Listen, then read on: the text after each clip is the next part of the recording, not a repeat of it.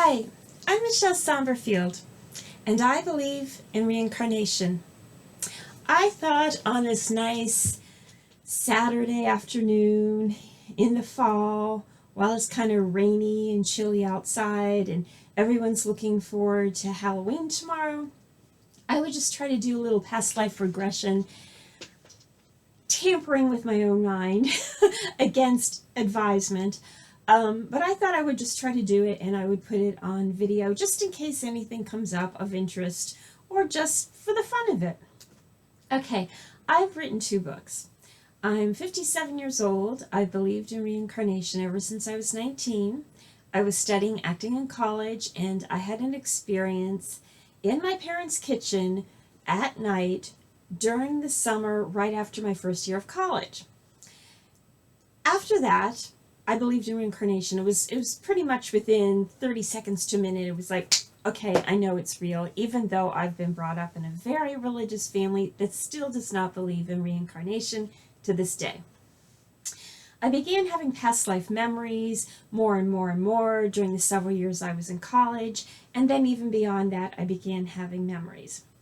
I did not really start meditating until I was a couple years out of college, and I never got a past life regression from a hypnotherapist until I was in my 50s, had gone through something very traumatic that kind of made me think I needed to get more in touch with my karma and figure out what I was going to do with the rest of my life. So, as a person in my 50s, I was like trying to recreate myself a little bit, I suppose. I ended up writing a couple books called Marilyn, Not Just Another Girl, The Myth About Sleeping in the Nude, and it's about one of my past lives. But I also write about many other past lives in this book. The follow-up book, Marilyn, Thereafter the Fall, My Consequential Reincarnation, also talks about more than one past life, but it most specifically talks about how I look at my current lifetime relative to my most recent past life as an actress named Marilyn. Anyway, so I am working on publishing my 3rd book. I'm just a little bit slow in the final proofing of that, but it's about to go somewhere at some point. Hopefully within the next 6 months I'll get my act together. It's already written. I'm just dragging my feet. I don't know why. But I got a past life regression from a gentleman online this past Monday. And I know I had told him before that sometimes I try to regress myself. Now, I find my own voice to be something that I really respond to, but I've got to say things out loud as opposed to just hearing my voice in my own mind. I have a GPS system on my car. I am someone who doesn't read maps and was always terrified to drive long distance.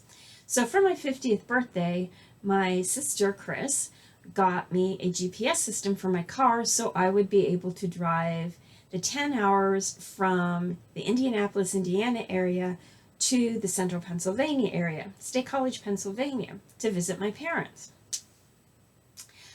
I was terrified, but this GPS system is pretty darn wonderful. And it gave me several options of voices that I could use to have to speak to me to give me driving directions. I chose one that I think is called English Michelle, but it's Michelle with 2 L's, not 1 L like mine.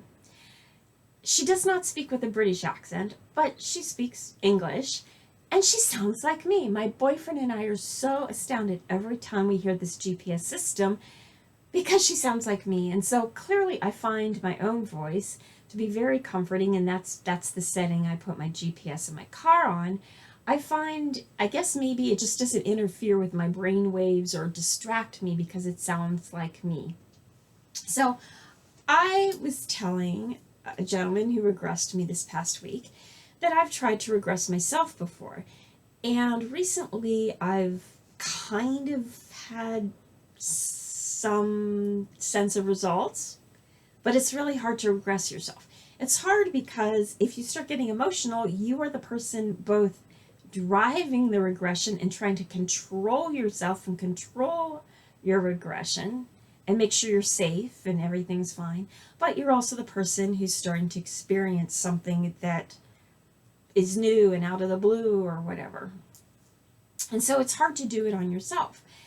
And I was told that, well, it's not really advised to do this to yourself because you might be prone to striking a nerve, something that's really emotional. You might end up screaming or crying and not be able to, I guess, deal with it properly because you are both the driver of the regression and the one receiving it. So I will say this is something I'm doing against advisement. I'm doing it anyway. I guess if I have problems, it's my fault. I'm not advising anybody else to do this, not in the least. I'm just saying this is what I'm doing. I got a regression on Monday, which was 5 days ago. And part of the regression at the very end was suggesting to me that my memories will flow, or they'll continue even after the regression, that there will be, in a sense, an aftermath of imparting more information, that my mind is not just going to be closed off and clamped down and forget everything or stop progressing just because the regression's over. So the idea is that a regression might help you even to unlock more memories in the aftermath of the regression, especially within the first week or two afterwards, when the regression is still fairly fresh in your mind, right?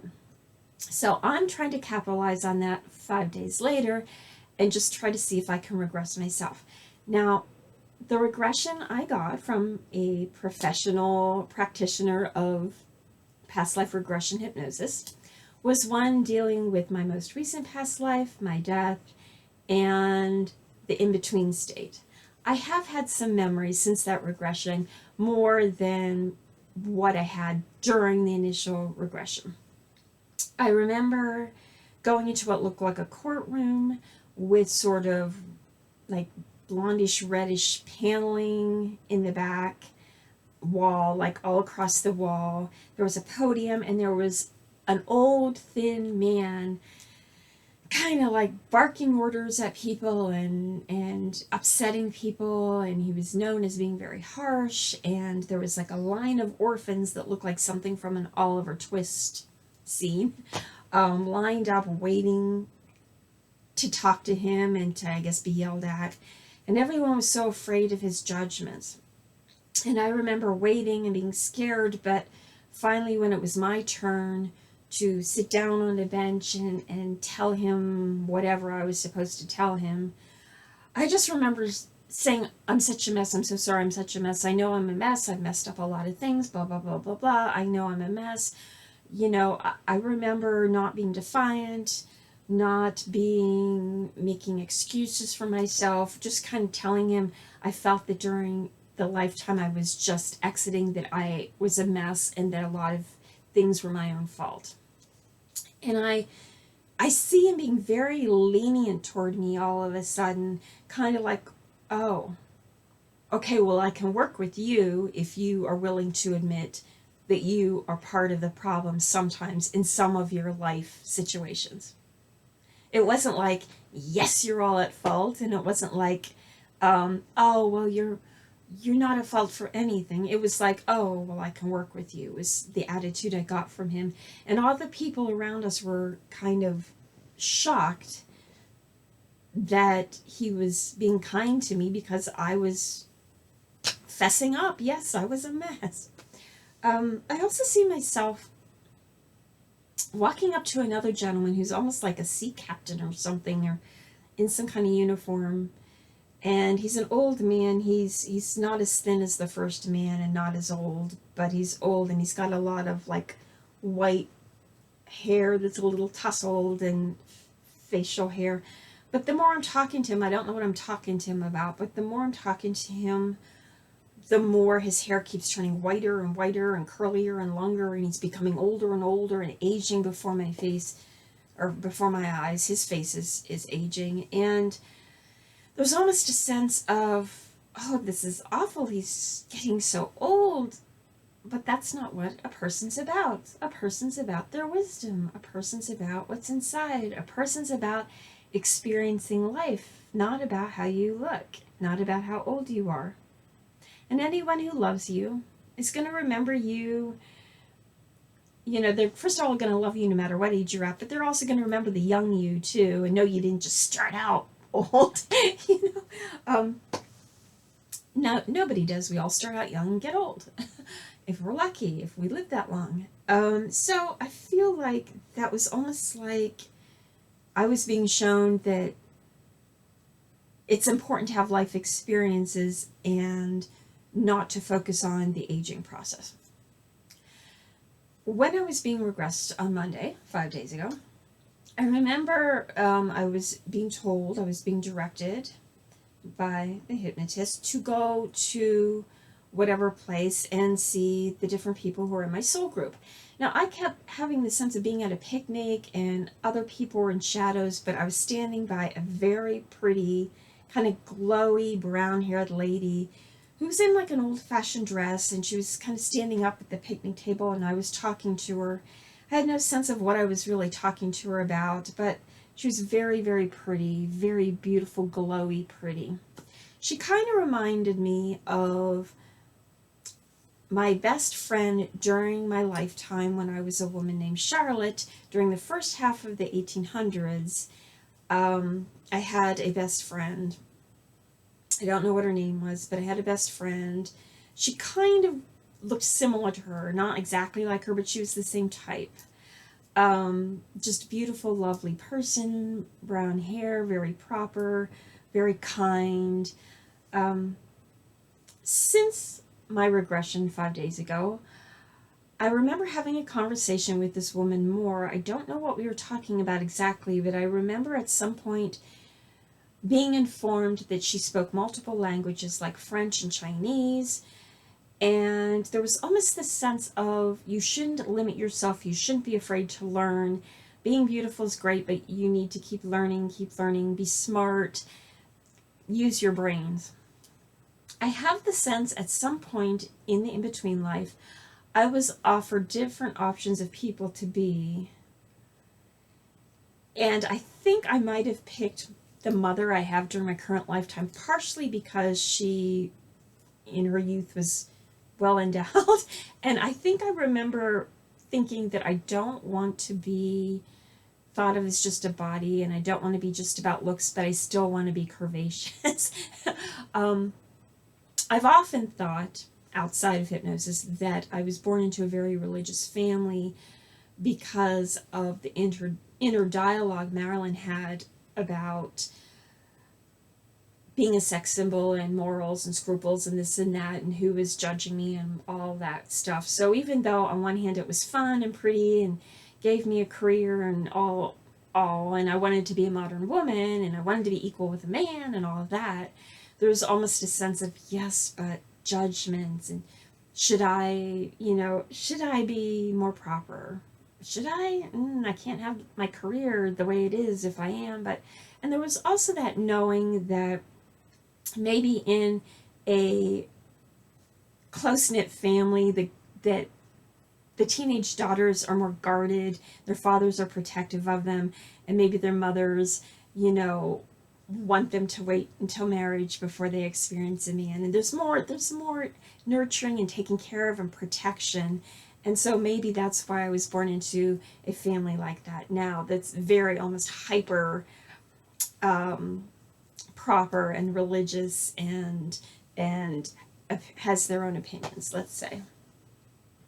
I have the sense that in the afterlife, when I was being offered options as to how to come back, I knew I wanted to be a girl. I do remember that. I have the feeling I was offered the option to be a scientist in the next life, which would be this current one. And I said, no, I'm not ready for that. That's great. I do want to be smart. I want to continue growing, but I'm not ready for that because I still really want to be an actress. I also have the sense that in the in-between life, I was thinking of newspaper articles, the news.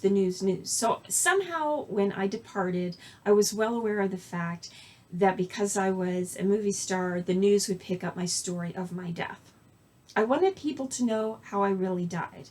That was very important to me.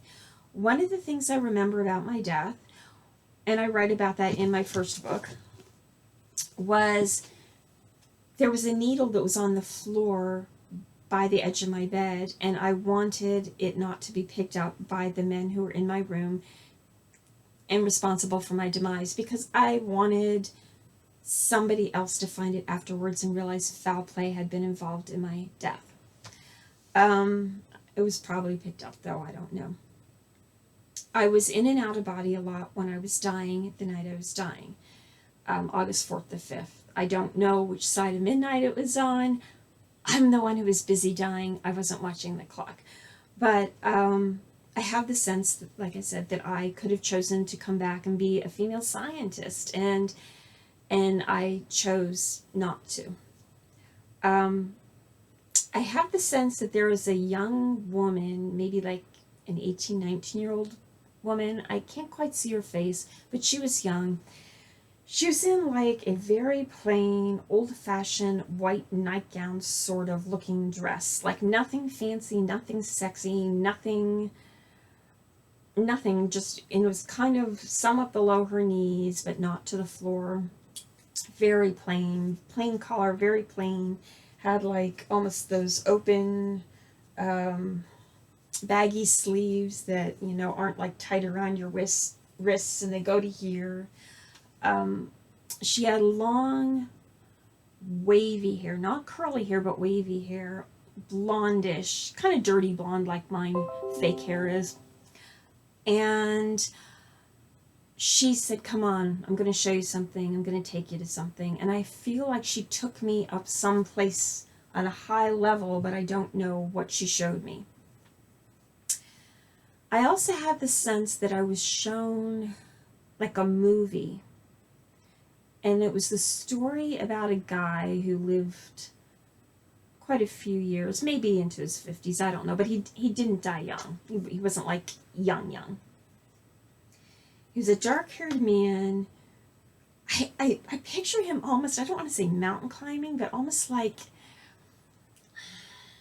having to scale something high, like a balcony, because he couldn't just get up to the balcony the normal way, or scaling like some sheet of rock out in the wilderness. Like, I feel like he had to climb up something, and he had to like really go on adventures, and he had to work really hard to get whatever he wanted out of life, or to get people's attention, but he never gave up.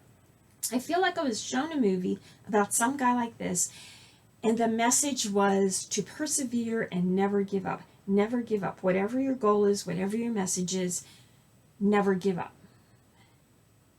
I don't know who he was. Don't know if he was someone I knew. Don't know if he was someone from my past. Don't know if he's someone I'll be in the future. Don't know who he was.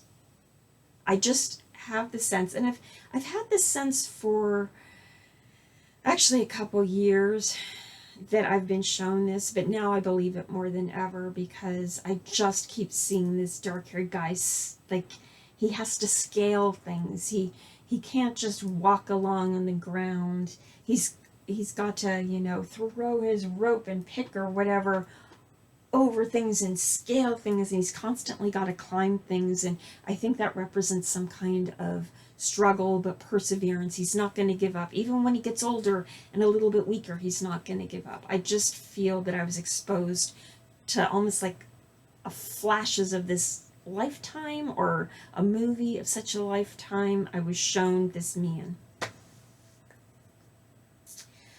I also keep hearing in my mind something about,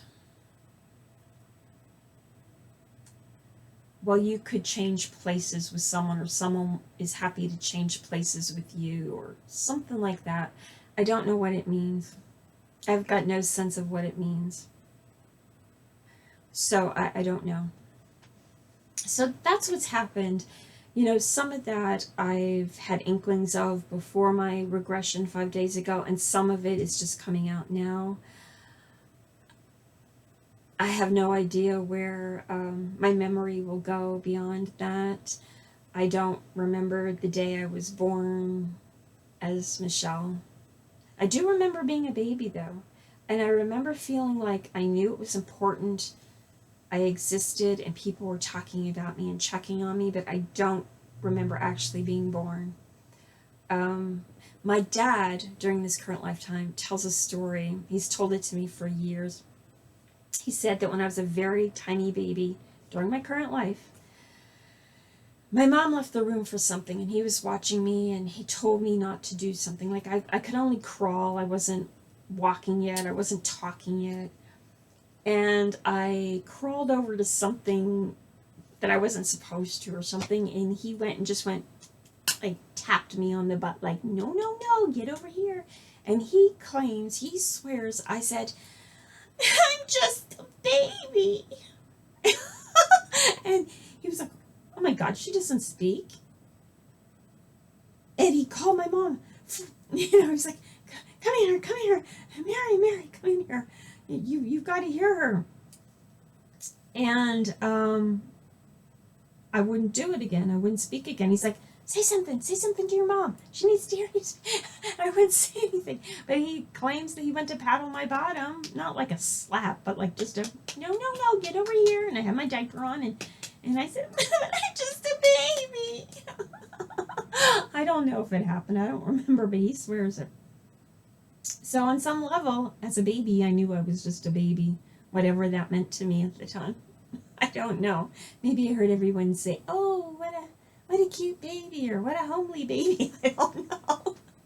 So anyway, I have had some senses of seeing more things from the in-between life, and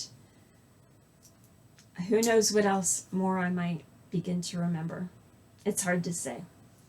So I'm just going to close my eyes here, and I'm going to try to talk myself into just relaxing and see if anything else comes up. I'm probably not going to spend much time unless my mind really starts going somewhere. Again, this is not advised. I've been told this isn't the best thing to do, because if I do really get to the point where I experience something emotional, I have to both drive, the regression, and also I have to control myself or whatever, or experience it or whatever. So I'm just saying I'm doing this. I'm not saying this is what you should do. I don't even know if I'll have any results. I have in the past. I have ended up bawling my eyes out before. I haven't posted that video, but I did end up bawling my eyes out a couple of weeks ago, and I started to remember being Marilyn during the teenage Norma Jean years, and I remembered what it felt like when I found out my baby was taken away from me, because I did have a baby when I was a teenager during that lifetime. So I'm going to take a drink here, and then I'm going to see if I can progress myself at all.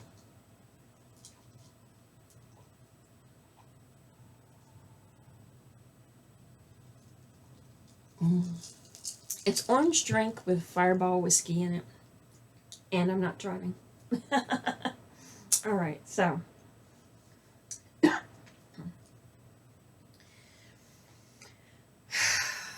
just want to relax. Put my hands off to the side.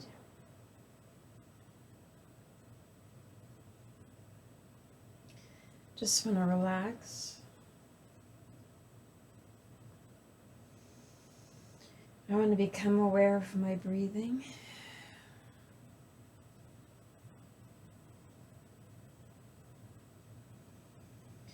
I want to breathe in and out.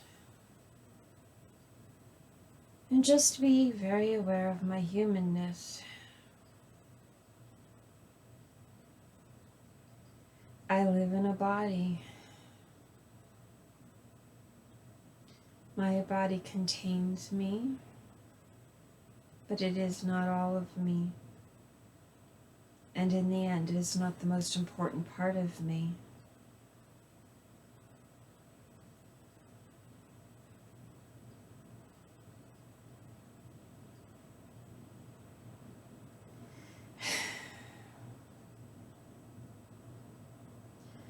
I want to just feel how relaxed my shoulders, my arms, my hands, the palm of my hands to the tips of my fingers are.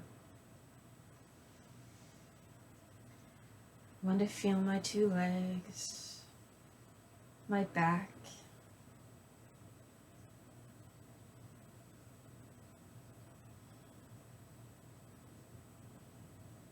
I'm going to feel my body down to my toes, my feet on the floor.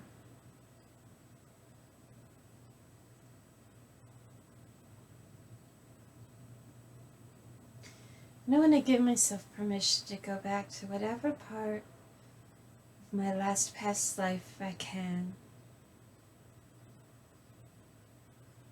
I'm going to give myself permission not to be afraid of it,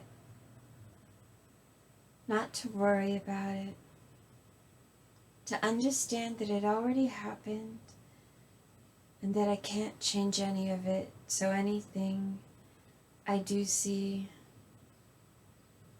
has already been and can't be altered.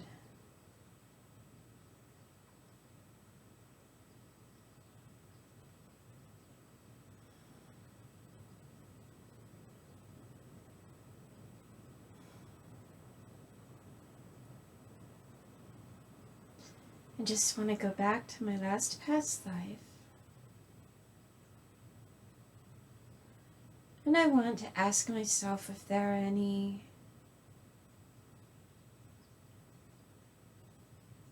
details, any questions, any answers, anything that I should know about that lifetime.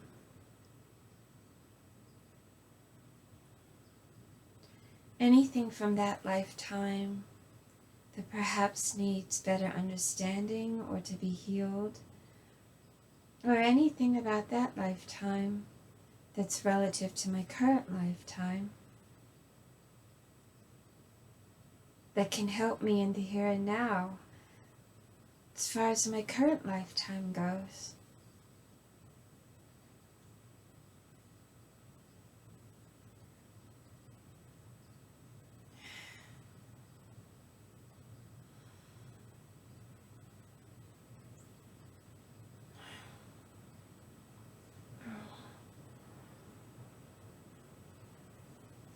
Oh, I feel like something that funny's in my ear.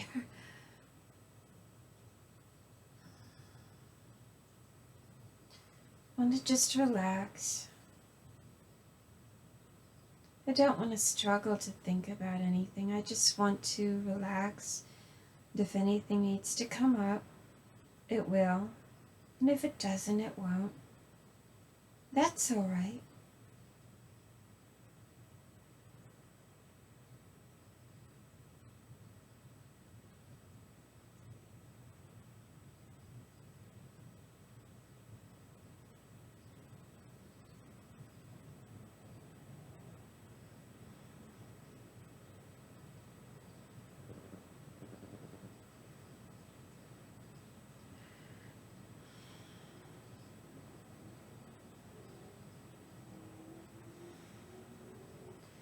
I want to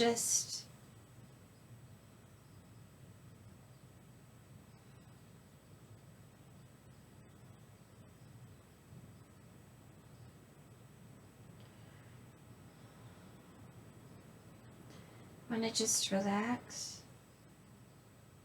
I want to just remember what it felt like to be the person I was before. I want to remember what it felt like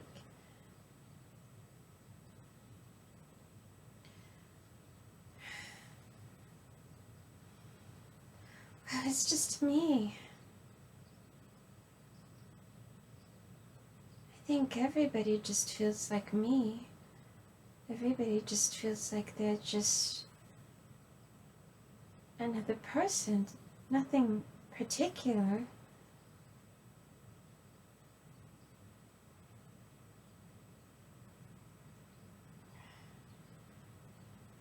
I want to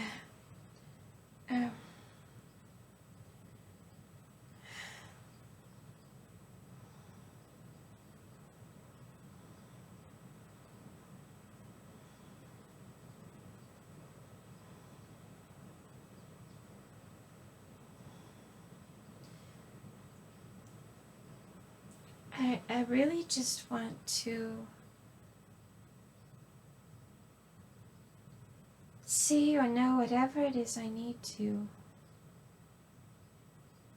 gain more clarity on what I'm doing, what I've done, and what I'm supposed to do.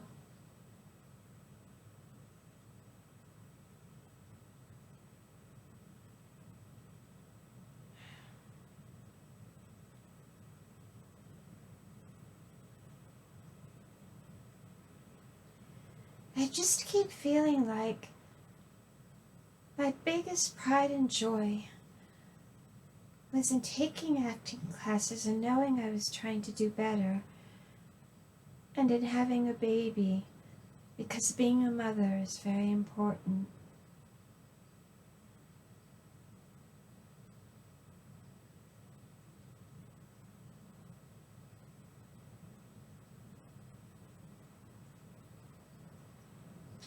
I don't know why I was with so many men.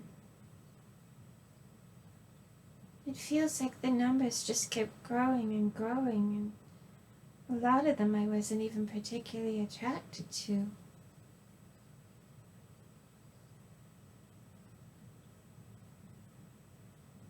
But I can't let that make me feel that they don't own me.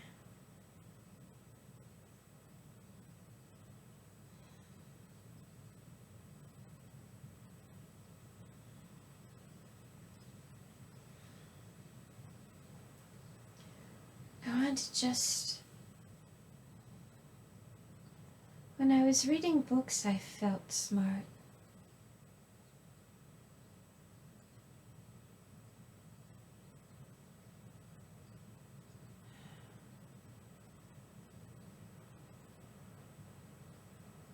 I'm tired of caring about what everybody else thinks of me. I'm tired of feeling like I'm some laughingstock. I'm trying very, very hard to do the best I can.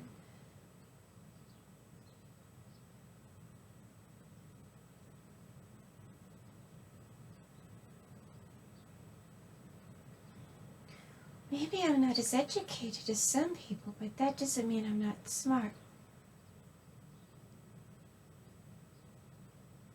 And I have feelings.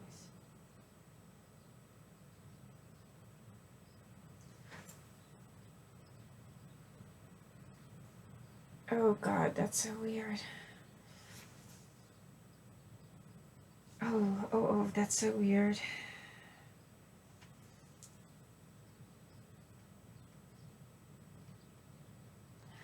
That's so weird. Oh God.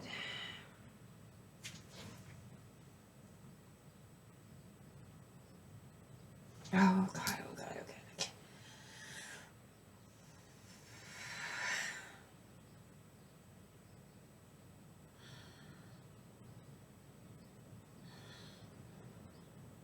Oh my God.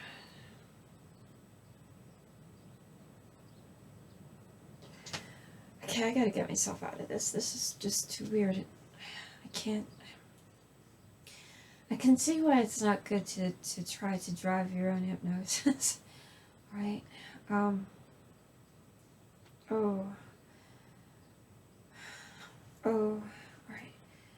I just feel like this weird, like, energy in me.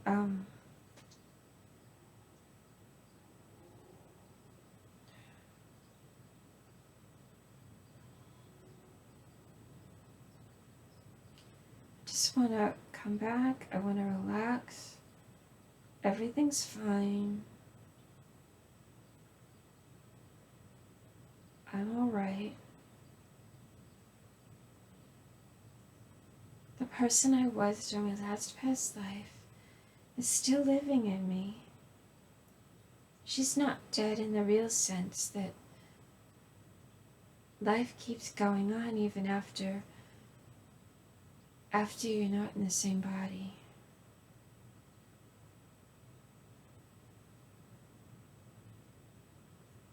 And I can still speak up for her, And I don't have to completely give her up, but I can give up the parts of her that hurt me if I choose, because most people don't even know I was her. I can be a different person now.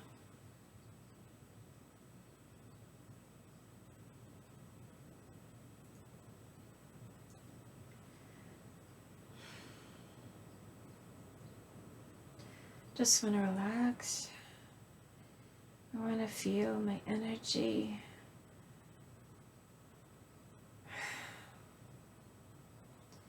I want to come back to my current life. And it's all right. I know who I was before and what I did before and what I thought and how I felt. But it's okay to let go of the hurt. And if I remember the hurt, to use it in a way that is helpful during my current life, so that perhaps I'm a more kind, intelligent, compassionate person during my current lifetime. And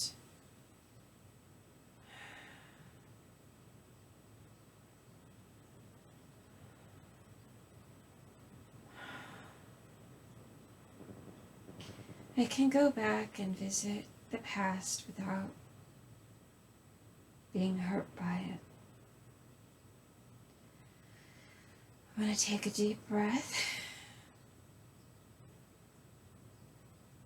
Oh.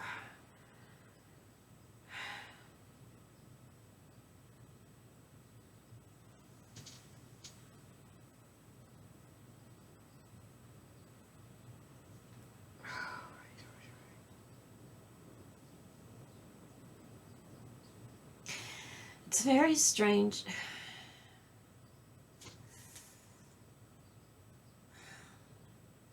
It's very strange because the sound of my own voice is very comforting to me. And it's just like been recently that I've even tried doing this out loud this way and felt any kind of results. But I can see why it's not recommended, so I'm not recommending it to anybody. I think it is probably best, even if you're doing it to yourself, maybe it's best to have somebody else who you trust in the room with you, even if they're not part of the regression. Maybe if they would know how to calm you down if you go too far. I don't know how else to explain this other than I felt very transported back to old feelings I had from my previous lifetime, and I felt them all inside me, embodied in me. I felt like I was back there, and it's very familiar. It's not scary in the sense that it's unfamiliar. It's very familiar. I lived that life.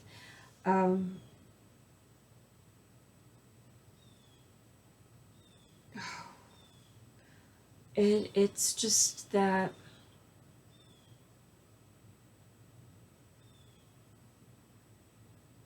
it makes me miss being the person I was before, even though that was a very difficult lifetime. And I would have liked to have gone deeper, but somehow there was that part of my mind that kept saying, you can't go deeper because you're alone and you can't pull yourself out. Which sounds weird, like I'm talking to myself in my mind while I'm talking out loud. But yeah, so I think it's important to have professionals who know what they're doing to help you. And I definitely want to go back to Dr. Kolaski, and I don't even know if I'm saying his name right. Kolaski. I don't know. Bruce, very nice man. Loved getting a past life regression from him.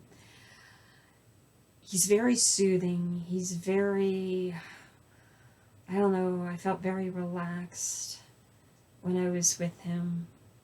But I also got my regression right after, well, 2 hours after finishing a very stressful day at work.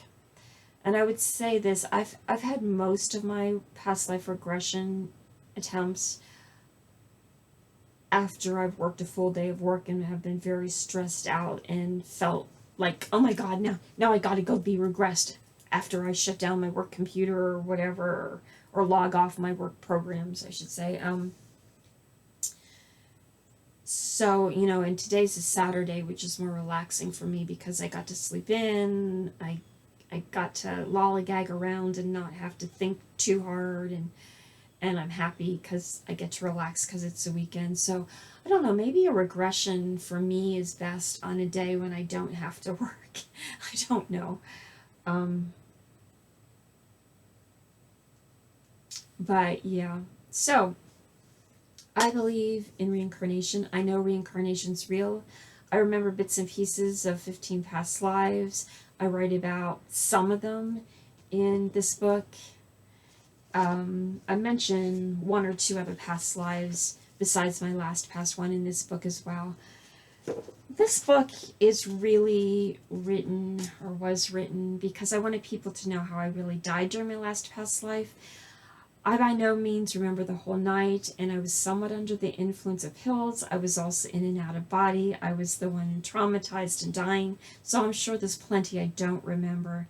Sometimes bits and pieces of things still come back, and I see a little bit more than I put in my book a couple years ago, but for the most part I talk about what I do remember in this book. This book here was a follow-up book. I write a lot about my current lifetime, but I write about ponderings about my last past life and how I sometimes feel that my current life might be a bunch of events to learn lessons because of things I went through during my previous lifetime. I by no means think that everything I do during my current lifetime is a lesson, like certainly my last past life is not going to influence this lifetime to the point where every single thing I do is a lesson. I mean, I'm another person. I'm Michelle. I get to have a life. I get to be me. But I do think some things in my current life are maybe because of things I've gone through in my last past life or in some of my other past lives. All my lifetimes are important. I feel that the person I am now, I'm the sum total of all my lifetimes, plus my current genetics, plus my current opportunities, plus my current whatever background. I have a different education during this life than I had in the last one. I have a different type family in this life than I did in my last one. I look different than I did during my last lifetime. I have written books, but I have not been in any Hollywood productions during this lifetime. So I bring different things to the table this lifetime than what I had during any of my other lifetimes. I've told my friend this many times. I have a friend who talks to me about Marilyn and reincarnation a lot, and I said, I don't know what it is. I still want Arthur Miller's approval, and I hope that he thinks that I wrote my books well enough. They're a little glitchy, maybe. I'm not a professional writer. I think there's a couple typos in each, spelling type things. Like in this book, I wrote blondes, and gentlemen prefer blondes without an E on the end. You would have thought I would have just Googled the title and spelled it correctly, right? But no, I didn't. Just stupid things. Or in this book, I know I wrote a number down wrong. I think I wrote 25 instead of 15 when I was talking about a story and how many years later I ran into someone who I had a little thing with once. And I know I tried to correct that with my publisher. I don't know if she submitted the corrections yet or not. So that the book's completely correct on the site where it's sold. But my books still, I try to use my current lifetime experiences to help people. So I talk about all kinds of things. I feel that even if a person doesn't believe in reincarnation or doesn't believe my claims about Marilyn, at least they might get something else out of my book. So, for instance, in my first book, I talk a lot about other problems such as eating disorders, overactive bladder, skin cancer, being manipulated by men in certain situations. And in my second book, I talk about what it's like to become essentially a stepmother. And even though I didn't marry her father, I've known him for 18 years, been with him for 18 years. I talk about what it's like to become a stepmother and how hard it can be, but also about working through things and trying to, just provide for a child. And I've told a good friend of mine, I oftentimes think that even though I didn't have any children during my current life, maybe I was given a stepchild because I needed to know what it was like to help raise someone else's child.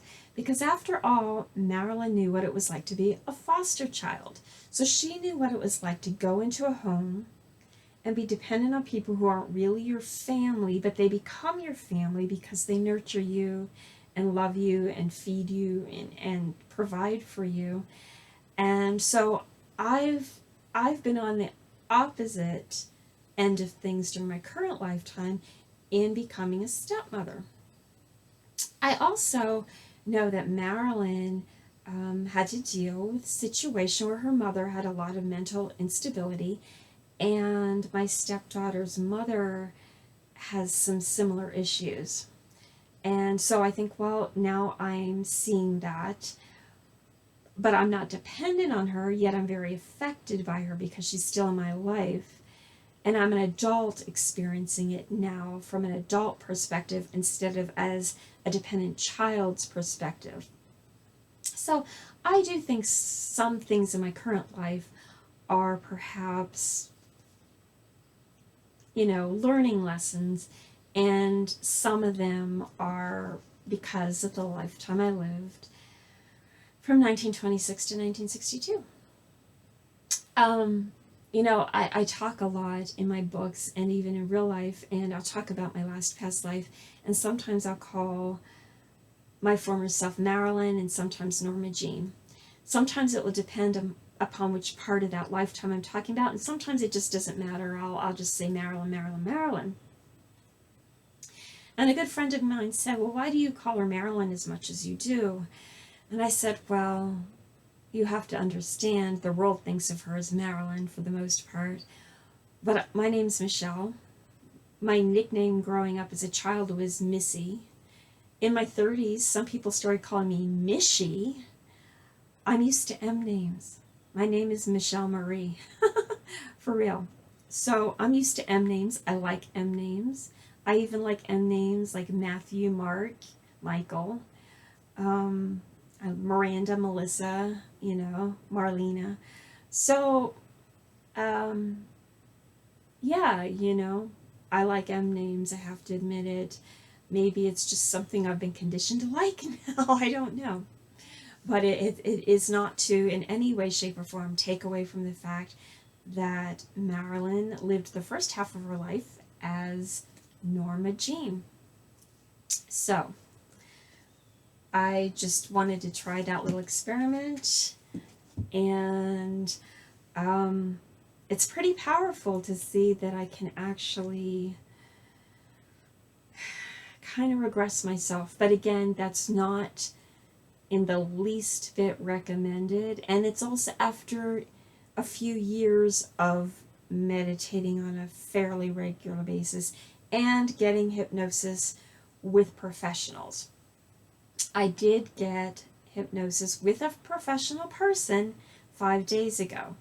So I was simply trying to see if I could open up the door in my mind a little bit more by myself. Not recommending it to anyone else if you are sitting at home all alone. But I just feel like I'm able to do it to a certain degree. We'll see, right? Yeah. I think I just have to sit in this energy a little bit by myself because it's very comforting. It feels like home, my former self. But there's also that sense of dissatisfaction and unrest. I guess maybe it's because when you leave a former lifetime and there are some things that you didn't quite achieve to your satisfaction, um, I hate regret, but there's that somewhat tinge of regret. I coulda, shoulda, woulda. If I had realized how limited my time was, maybe I would have spent it doing something different. Maybe I would have been more bold. Maybe I would have been more daring. Maybe I would have risked more. I have a friend of mine who has all kinds of beliefs in reincarnation, and she discusses them to a point, but at the same time, she doesn't put videos out like I do or hasn't written a book, at least not yet. Who knows what will happen in the future, right? And I've asked her why she hasn't, and she says, I see how mean people are to you when you make the claims that you do, and I've seen how mean people have been to other people who have made some claims. There are always the people who want to argue with you because they don't believe in reincarnation at all, or they don't believe that anyone should claim they've ever been a famous person during a past life. I actually write about some of these arguments and short-term relationships I've had with people online in my second book. And I feel that when I go back in time and when I feel that energy of the person I was before, and I know wholeheartedly, oh yeah, I remember that, it's like nothing's going to stop me. I don't care what people call me. I'm not something just because someone calls me something. You know what I mean? I am not labeled by the names other people call me. So people can call me crazy. People can call me a slut. People can call me a hack writer. People can call me a liar. People can call me a wannabe. People can call me delusional. People can call me whatever they want. And I'm just putting that out there because I want everyone who knows reincarnation is real to feel brave, to feel strong, to feel confident, to know the truth. Reincarnation is real. It's not a head game. It's not a figment of your imagination. It's not an ego thing. Reincarnation is real. Reincarnation is real. So, have a great day.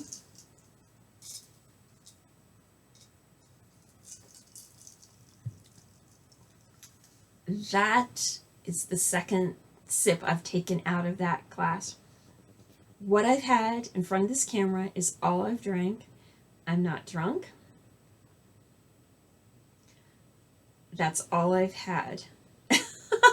So, I stand by everything I say. Reincarnation is real. If you know it's real, don't be afraid to speak up. Find friends who are supportive. Cut loose those who aren't. Or if you really love someone or can't avoid them and need their presence in your life, just don't talk about reincarnation around them. Talk about it with people who are supportive. But rejoice in the fact that you know reincarnation is real. That's what I recommend. It's real. All right. Have a good Saturday, everybody.